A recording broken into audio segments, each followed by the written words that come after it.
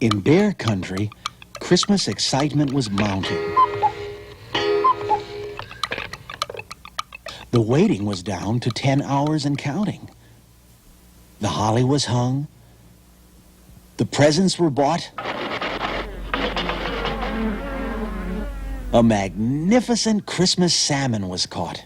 Hey, everybody, I'm home. Hey, look what... Whoop.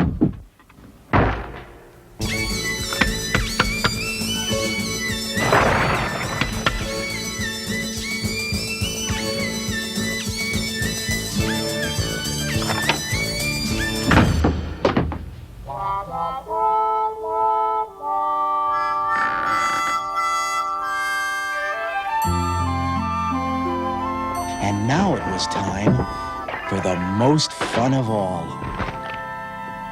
Getting the tree. A tree full and fat.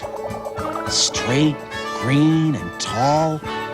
For the Christmas delight of the bears, one and all.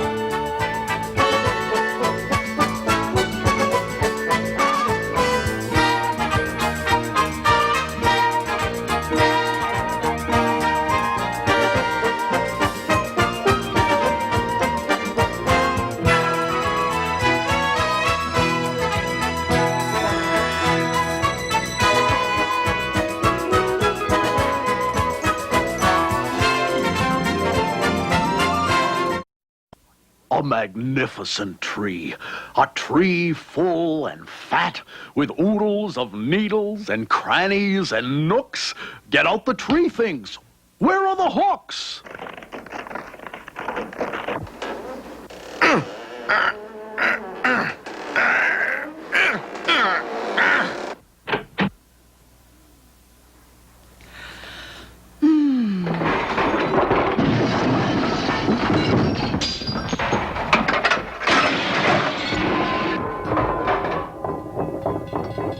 They had boxes of things in closets and cupboards and corners of halls.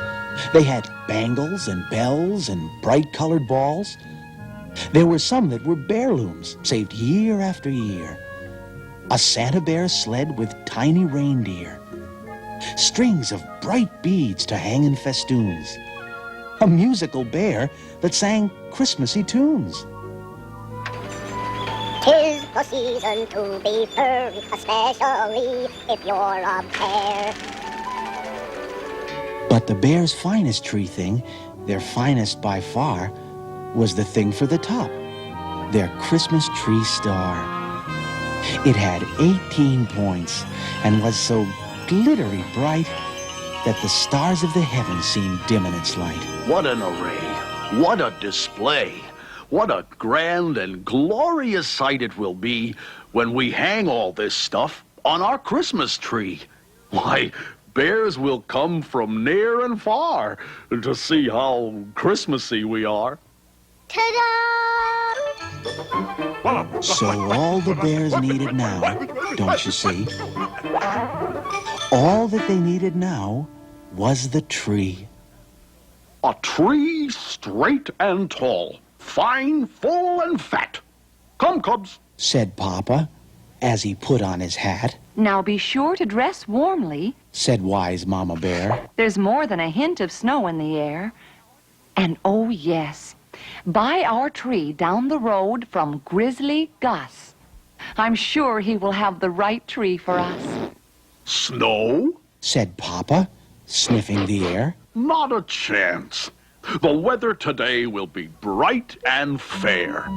Besides, I can always tell if we're going to have snow by a sharp shooting pain in my left big toe. Bye-bye, Mama. Bye-bye. Bye, Mom. Bye-bye.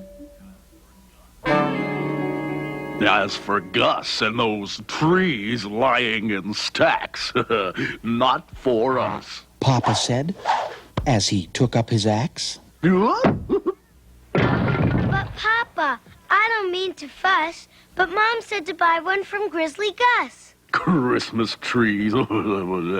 Fresh cut indeed. It looks more like some overgrown evergreen weed. Merry Christmas, Gus. Well, we were just, come, cubs.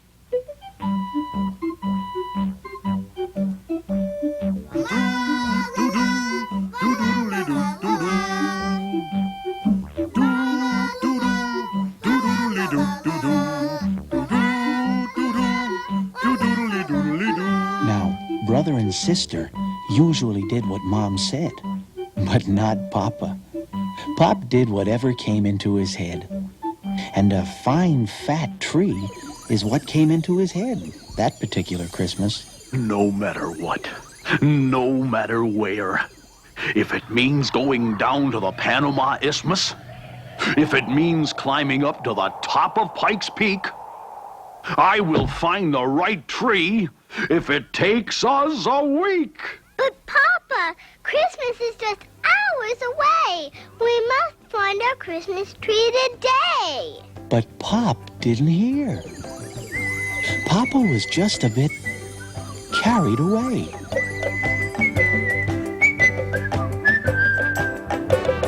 We need a tree for Christmas, a fine fat tree is a must.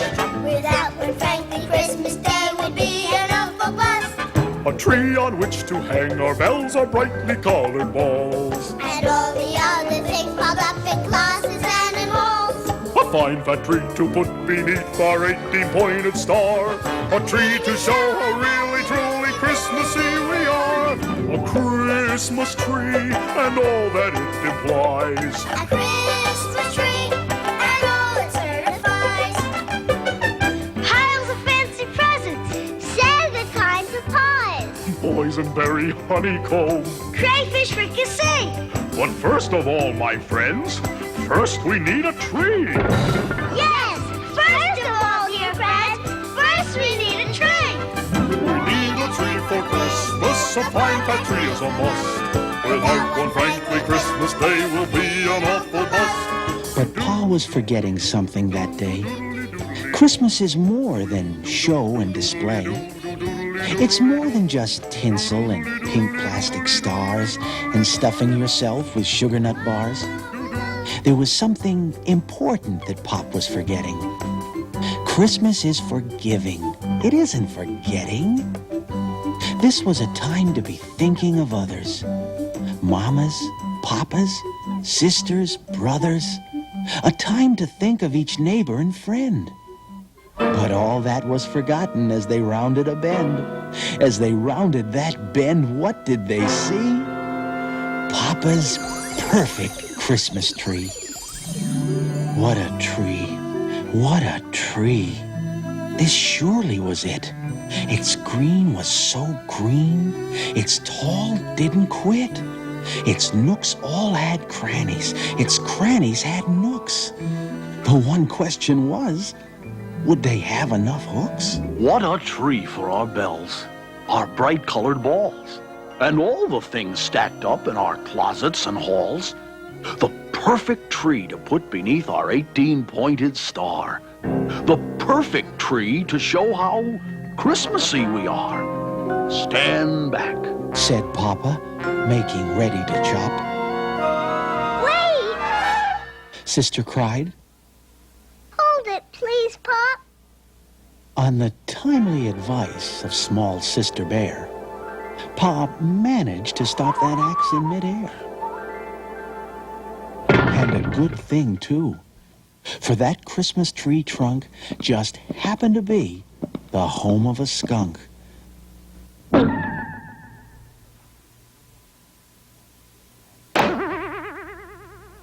And some squirrels, and a grouse, and one small chipmunk also resided in that Christmas tree's trunk, plus 26 crows who were renting upstairs. And they were none of them happy to see those 3 bears.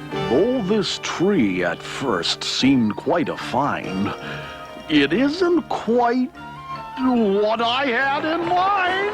Come, Cubs! There was something else Pa hadn't in mind as they rapidly left Mr. Skunk's tree behind. That the coming great day was the crows' Christmas, too. And the squirrels, and the chipmunks. If he chopped down their tree, what would they do? And the skunk and the grouse, what would they do if he chopped down their house? Where would they have their holly and bells, their Christmas goodies, their Christmassy smells? How would they enjoy their Christmas feast?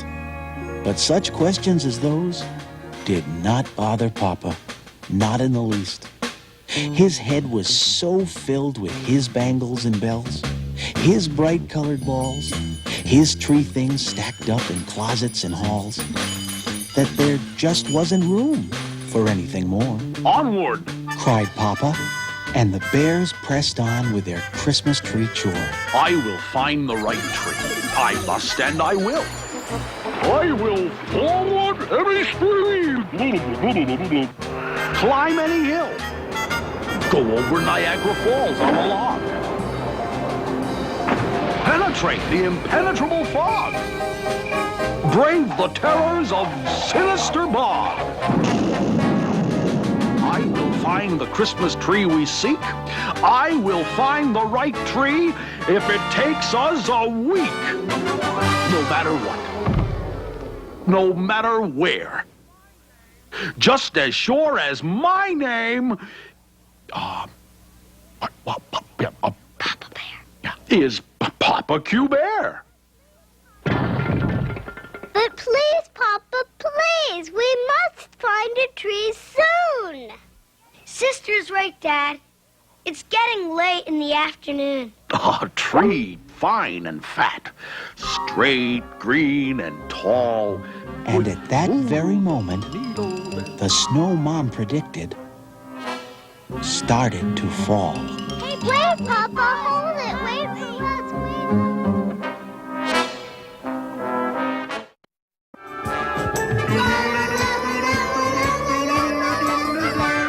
A Christmas tree, it never fails. A Christmas tree, and all that it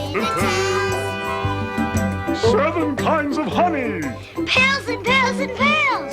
Chopped sardines with cherry sauce. chocolate-covered snails. Chocolate-covered snails. Yeah. Yes, a Christmas tree is something we cannot do without.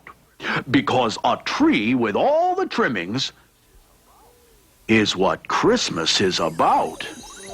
What a tree. Yeah, it's really a beauty. Axe, Papa said. do your duty. It was quite a fine tree, sedate and tall, graceful and regal.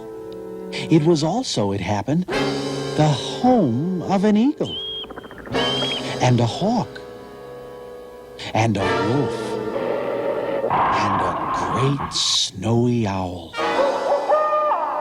The eagle took off, while the hawk, and the wolf, and the great snowy owl set up a terrible, terrible howl. The noise seemed to come from every direction. Then, Mr. Eagle expressed his objection.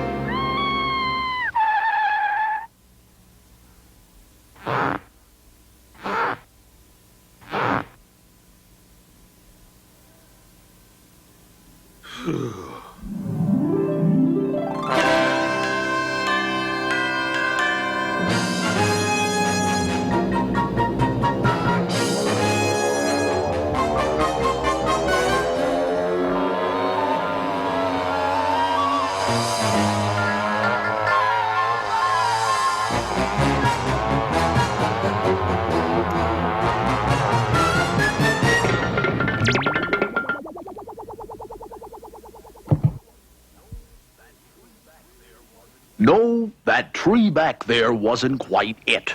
Its green was too green. Yeah, and it leaned a bit. It wasn't quite what I had in mind. Come, we still have a tree to find. Completely ignoring Papa's left big toe, the snow had become a really big snow. A snow of snows. A blizzard of blizzards. Why, there was snow on the ground up to their gizzards. Up the mountain, follow me. I'll find one soon. You'll see.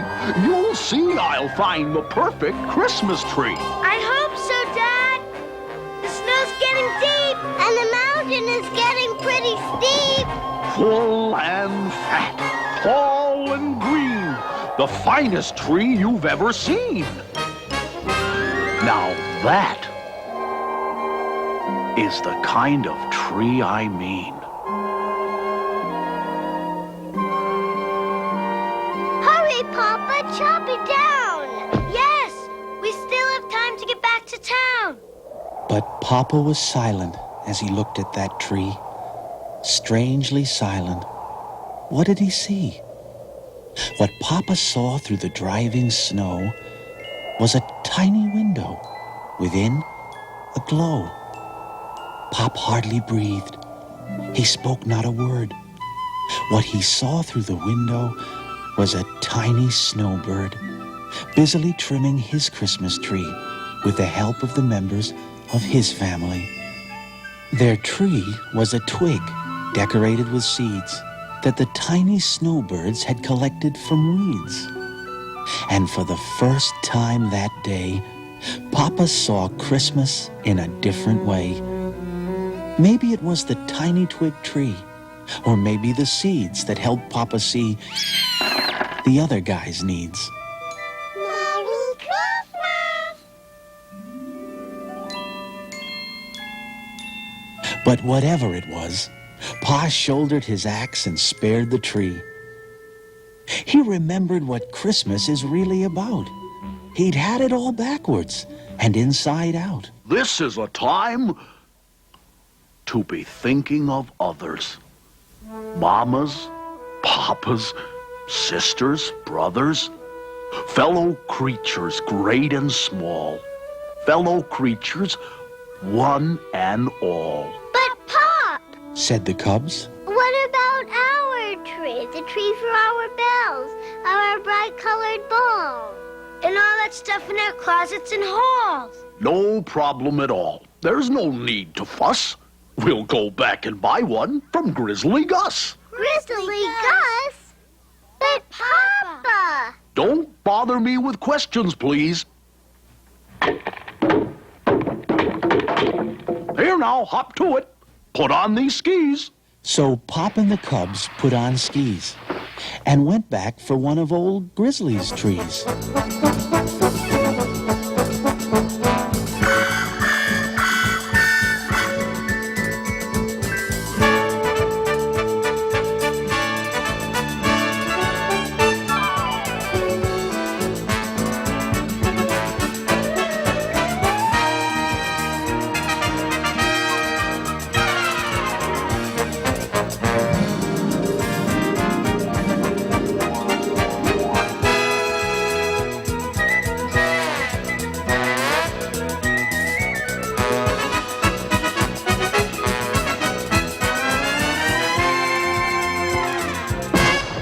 But when they got back to the Christmas tree lot, the lot was there, but the trees were not.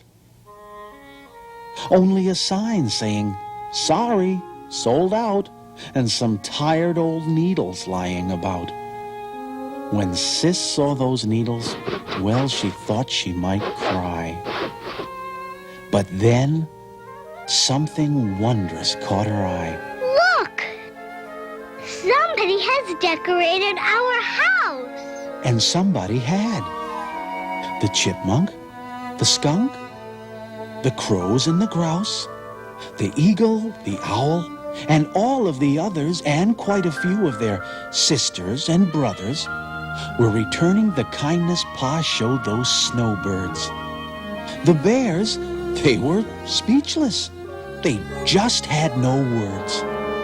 All of the bear's tree things were there. The bangles, the bells, the musical bear, the Christmas tree star, the Santa Bear sled. Why, everything's shining. Sister suddenly said.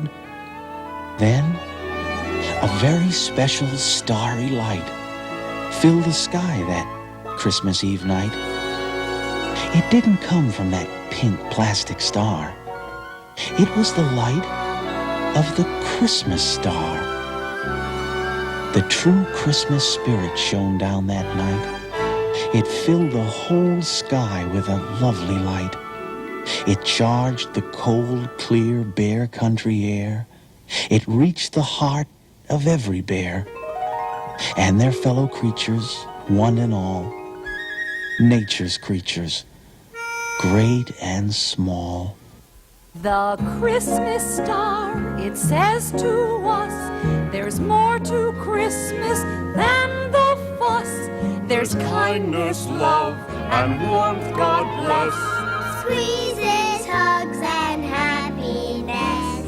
The Christmas star, it says to us, there's more to Christmas than the fuss. The Christmas star reminds us all to love God's creatures, great and small. Not just bears like me and you, but nature's other creatures too. Wiggly worm and platypus, weasel, hippopotamus.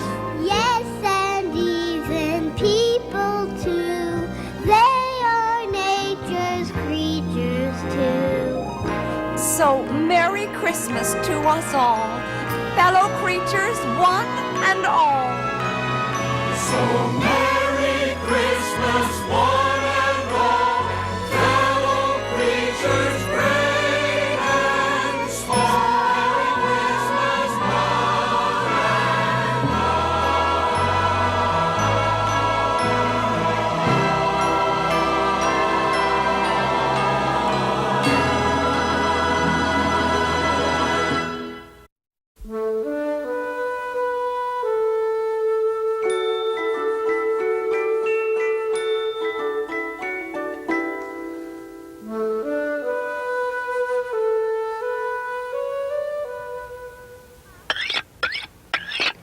Pop, I'm not thinking of others bit. How about the salmon? How about it?